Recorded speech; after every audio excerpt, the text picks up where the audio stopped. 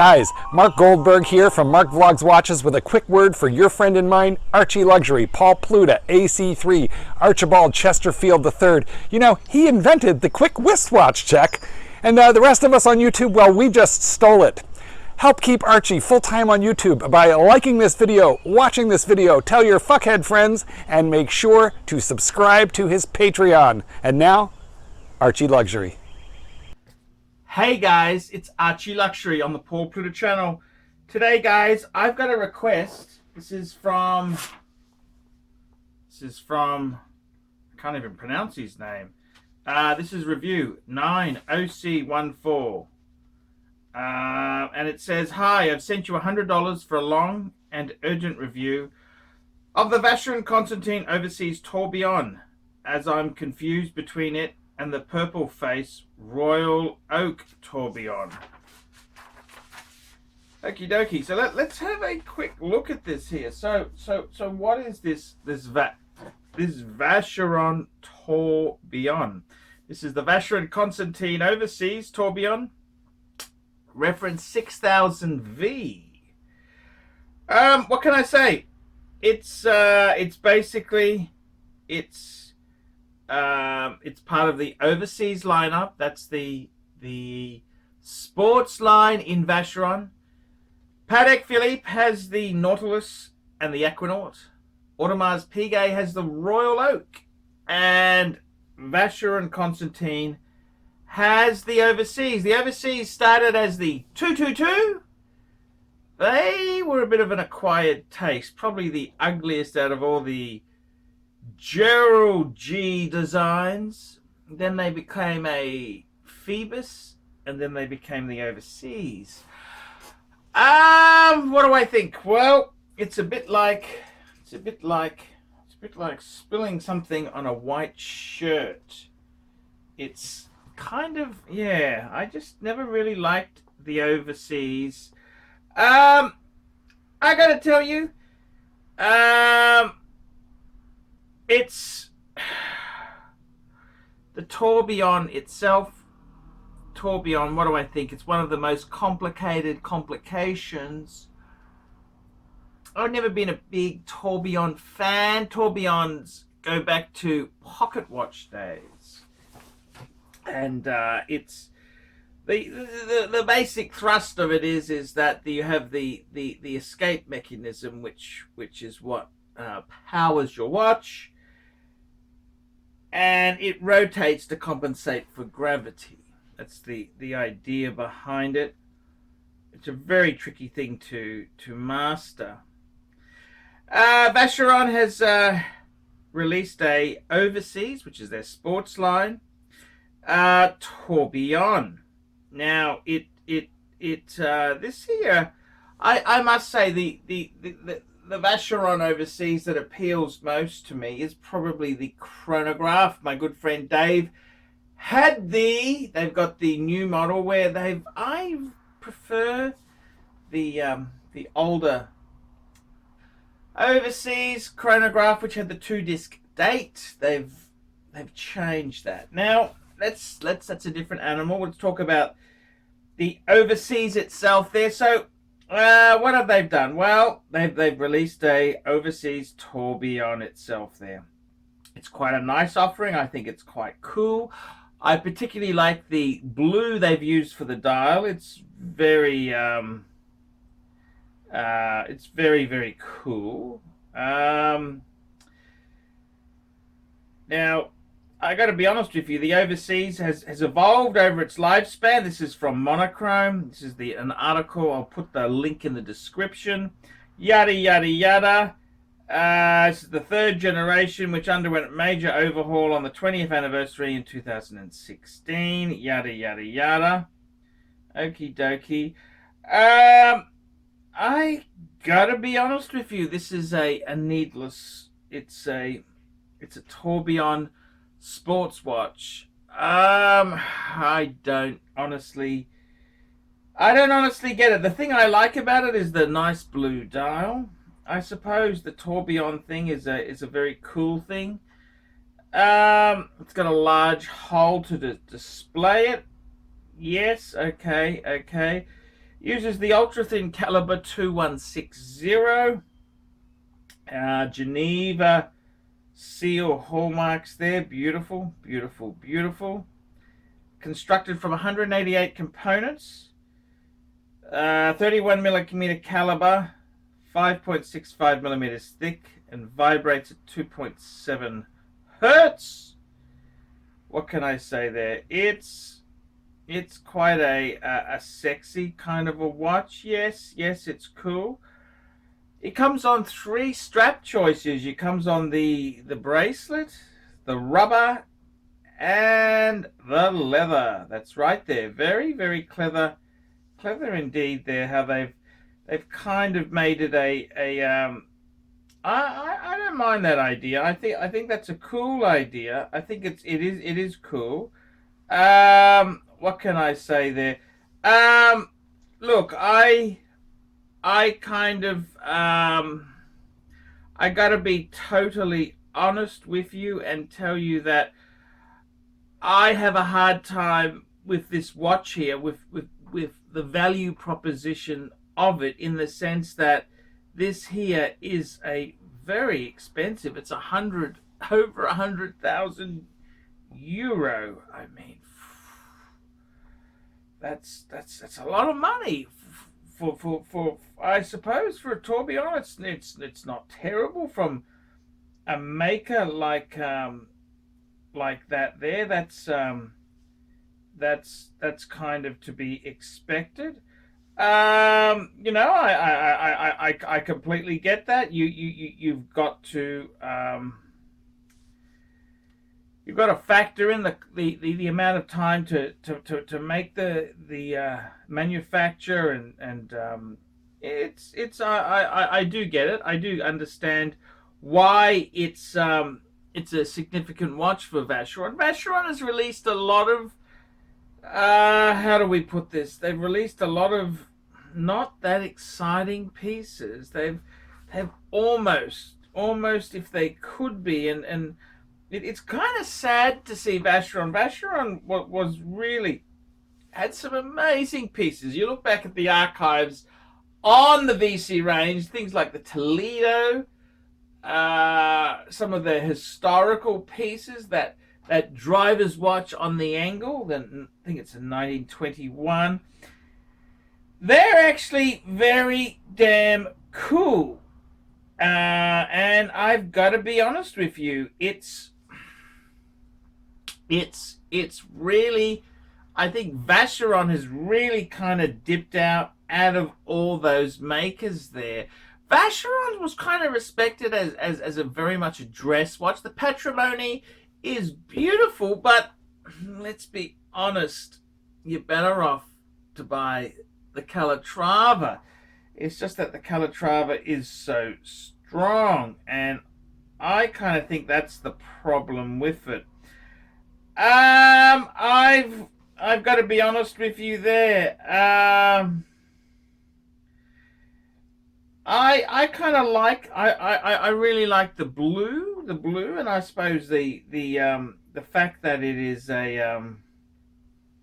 it's finally executed. I mean, Vacheron themselves, they have really implemented it quite well. It's not a half-assed attempt. I must admit, the Vacheron 56 is a bit cheap and nasty, whereas this here is a very, very cool Vacheron itself there. It's just, the price is a real fucking thing. It's over 100,000 US dollars, and I mean, 100,000 US dollars for a tourbillon. I mean, I'd kind of there's a lot more things I'd probably buy than that. It's but I gotta say, it is a very much a beautiful wristwatch there itself. 42.5 mil. That's quite a large size there. The translucent blue is gorgeous. It's lacquered, blue lacquered sunburst satin fit. That's just gorgeous there. I kind of think the Look, I think Vacheron is highly respected. It's a cool brand. It's just a lot of money. I don't mind spending a lot of money. It's just the fact that who's going to buy this thing here? I think you'd be better off buying an overinflated 5711, wouldn't you? I don't know. This tourbillon feature. I just kind of feel that it's the value proposition of it there. Would I buy one? I think for $100,000 there's a lot better things you could buy. I mean, you could have a superb collection from Patek for that there. You could have World Time, Annual Calendar, Calatrava. You could have some really good shit. So I kind of think as a value proposition, I find it hard to fathom.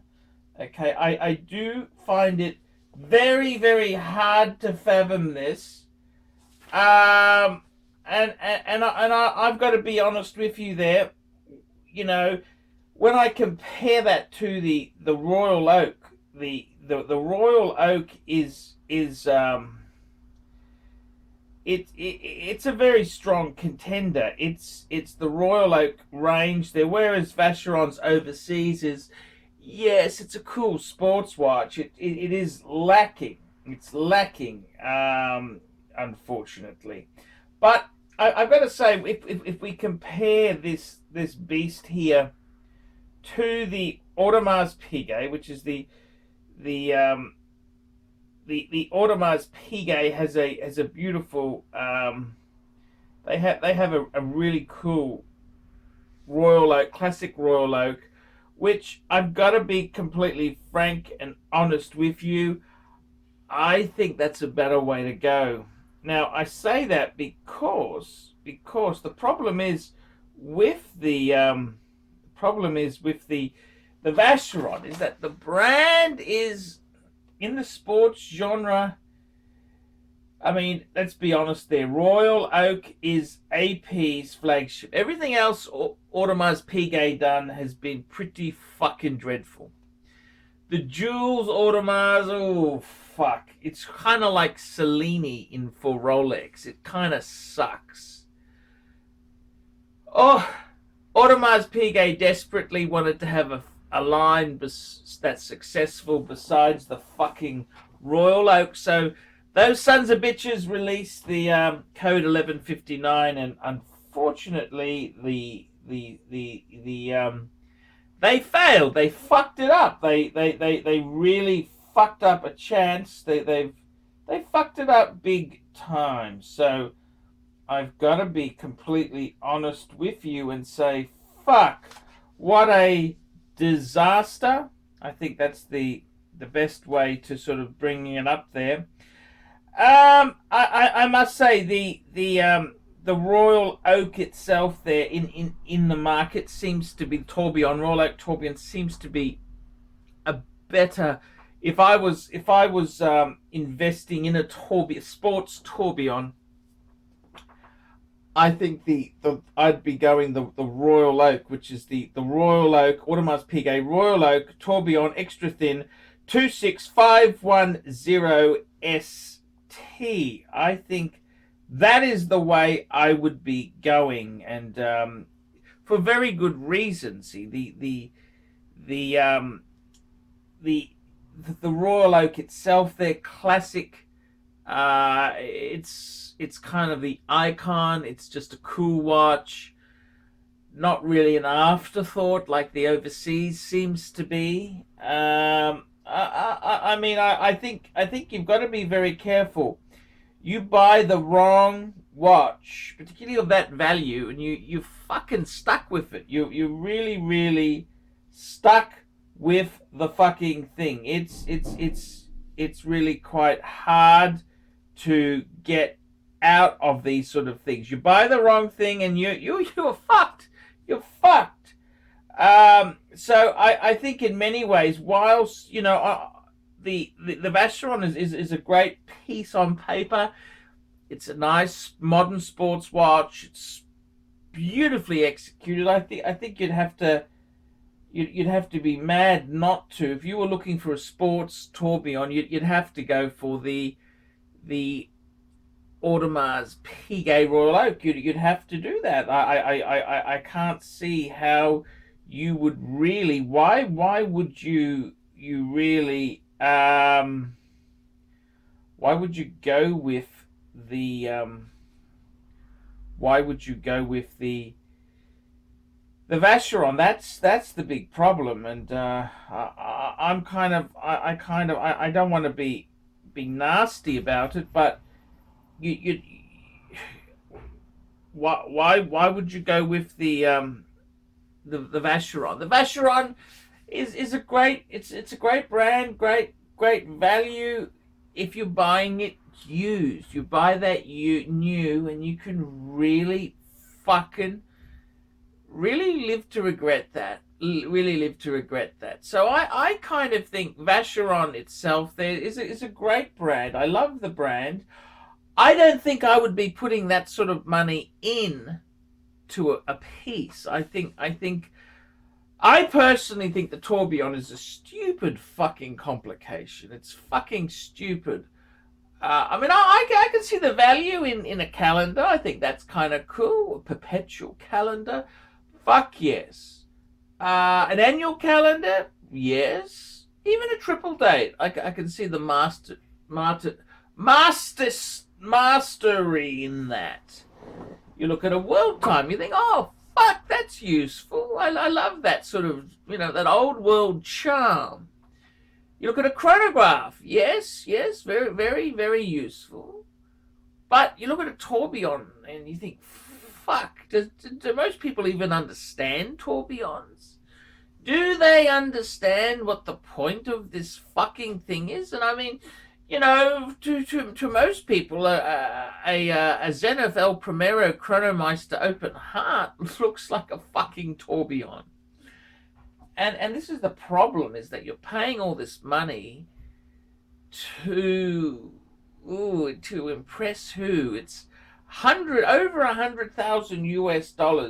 Fuck, that's a lot of money. It's a lot of money. Yeah, I'd have problems. I really could not recommend to do that. I think you'd have to have fucking rocks in your fucking head. That's what you would need to have. I think you'd have to have rocks in your fucking head to buy a tourbillon. It's just fucking stupid. I mean, look. If you've got huge, big money and you want a fuck off statement watch, I mean, I'd be inclined to go for a classic Patek, like a 5070. That's the manual wind Lemania chronograph. Better investment potential. You'd still keep having your $100,000. You start, well, you could get them cheaper in US dollars. You would be a safe bet. You buy this fucking Vacheron, and yeah, it's cool, but I think the smart money, I mean, the whole point of being rich is to be better than the normal dumb fucks out there. I mean, the dumb fucks can't help themselves. And that's why they're poor. And the honest truth is, these smart fuckers, I mean, to have 100,000 US to spend on a wristwatch, you have to be pretty fucking clever. You've either got to be a fucking charlatan, or you have to be pretty fucking clever.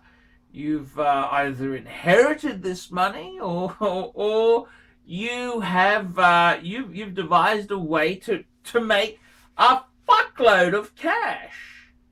So I must confess there that for me, I think if you had 100,000 US dollars, there's a lot better things you could buy.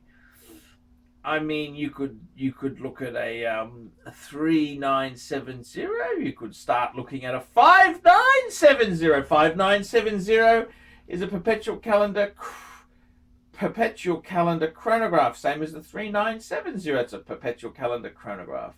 I think you'd find that would be a much safer bet than buying a fucking tourbillon from a has-been brand like Vacheron. And let's be honest there, Vacheron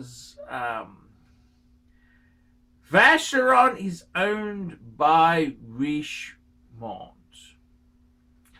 Owned by Richemont. Fuck, that's such a shame, isn't it? It's just a fucking shame, but it comes with many problems. They're greedy fuckers who want to cash in on it, and I think you had 100,000 US fuckeroonies to spend. I mean, you're a clever fuck. You got $100,000 US to spend on a wristwatch. You pretty fucking clever. You've done something right. You've invented the best mousetrap, or you've managed to charge a thing and just duplicate. So you got 100,000 US to spend. I think you'd be an idiot to buy a Vacheron tourbillon. I think if you have that sort of money, I'd be steering you down pre-owned Patek Philippe. I mean, you could buy a beautiful 5070 and have fucking change. You could have change to buy a 5070 and a Calatrava as well to wear, you know, on the off days, you know. So you'd have a 5070, which basically is bank vault investment. You'd have a 5296 to go with it, and I mean, your money's as safe as houses. That would keep pace. Whereas you buy this fucking Vacheron, there's a big chance that yes, like many Vacherons down the track, they could be not retaining that value, not keeping their $5,000. Well, in this case here, it's $100,000. So, in many regards, I think the purchase of that sort of watch, there's a lot safer things you'd buy. I mean, Vacheron's an old money company. They're there for old stiffs, you know. And one thing about old stiffs is they know how to keep their money. Otherwise, they wouldn't have any of this fucking this nasty lucre. So I think, you know, either the Vacheron people who in the past would have bought Vacheron, they've become Patek people. They'd buy I think you'd be better off getting a 5970 or a 5070. Your money'd be safe as houses, and off you go. Recession or whatever the fuck, you could have your money within reason. So these are going to be completely honest with you. You're going to buy a sports tourbillon, you'd have to go fucking Royal Oak. If you were going to make an investment of 100,000 US dollars, I'd buy a pre-owned Patek chronograph or a perpetual calendar chronograph. That's just the smart money. So I'm very sorry to say this. I love their blue dial, but it's not worth $100,000. I'm very sorry to say that. I'm Paul Pluta. This has been a paid review. Paid review. The truth is out there. Tell me what you fuckers think. Remember, like, subscribe. Tell your fuckhead friends. Don't be afraid to put a few nasty comments. And, I mean, Patek Philippe, fuckers. Patek Philippe. Tell me what you fuckers think of that. Oh. Hey Archie Luxury fans, if you're into luxury, then you gotta be into 66 Buick Rivieras. Check out my son and I, Alex, as we restore this beautiful 66 Buick.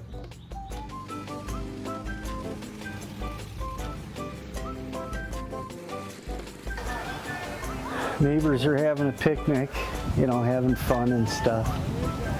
Me, I'm doing cars. It's what I've done my whole life.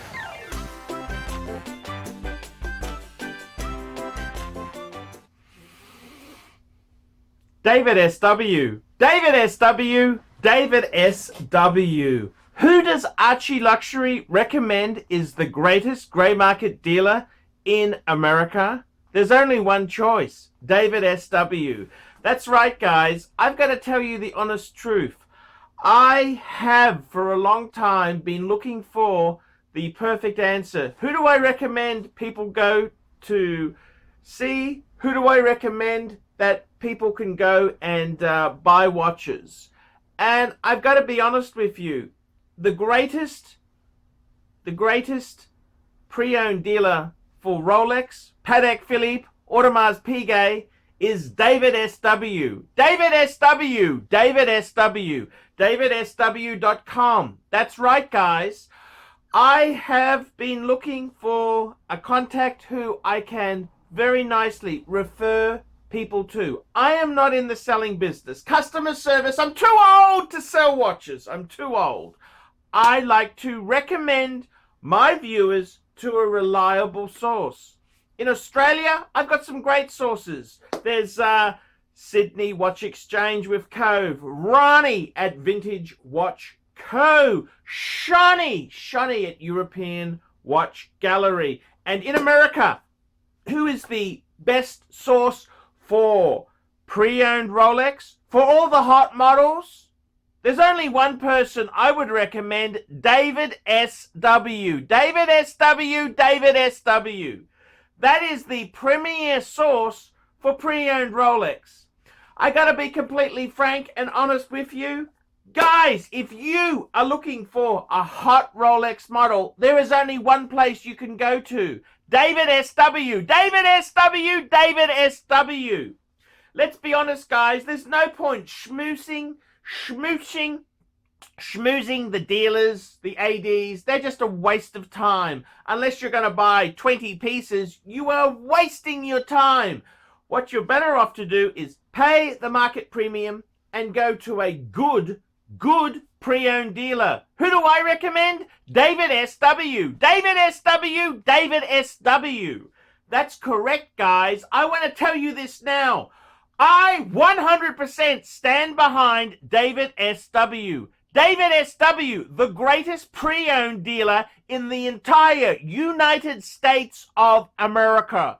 That's right, the greatest pre-owned dealer for Rolex, for Patek Philippe, for Audemars Piguet, David SW. He even does things like FP Journe. David SW, David SW, David SW. That's right. If you want to buy a pre-owned Rolex, a Patek Philippe, Audemars Piguet, there's only one good source I would recommend. David SW, David SW, David SW. I'm Paul Pluta, the method actor who plays Archibald Chesterfield III, and I'm proud to recommend David SW. See you later. Thank you for watching this channel.